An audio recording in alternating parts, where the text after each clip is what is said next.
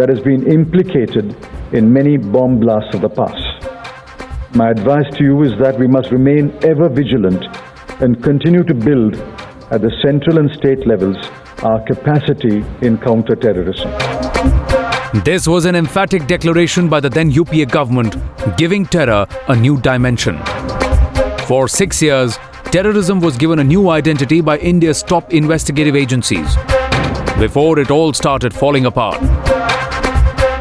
All these cases which were later linked to so-called Hindu terror by the Congress government, the same Congress government, when Shivraj Patil was the Home Minister, had blamed the Lashkar-e-Toiba, the Jaish-e-Mohammed and the Simi. Days after Times Now raised multiple questions on the controversial UPA terror files, the truth finally coming out.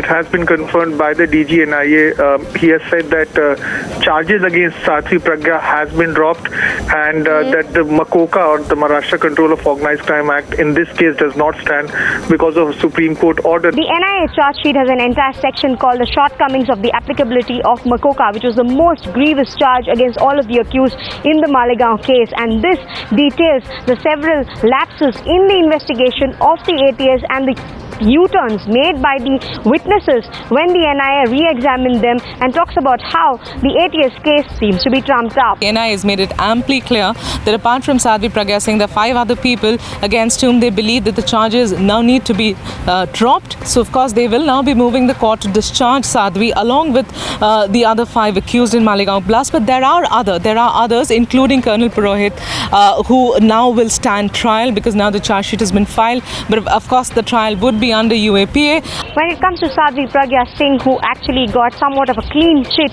from the NIA today, the charge sheet that the NIA has filed talks about how most of the witnesses have retracted from their statements when re-examined by the NIA, and also the fact that all of the confessional statements that named her were actually recorded under MCOCA, which has already been dropped in this case. The NIA charge sheet is extremely critical of the ATS probe, one that was carried out during UPA's tenure, claiming no basis to the case formulated by them. And I was of the opinion from day one that Pragya Thakur and others have just been framed in these cases. मैं केंद्र सरकार से इतना ही अनुरोध करना चाहता हूं कि हमें मालूम है कि आप उनका बचाव करना चाहते हैं. With decks cleared for an early release of Sadhvi Pragya, India needs to know whether there was a political hand to coin a terror phraseology with the help of investigative agencies. Bureau Report, Times Now.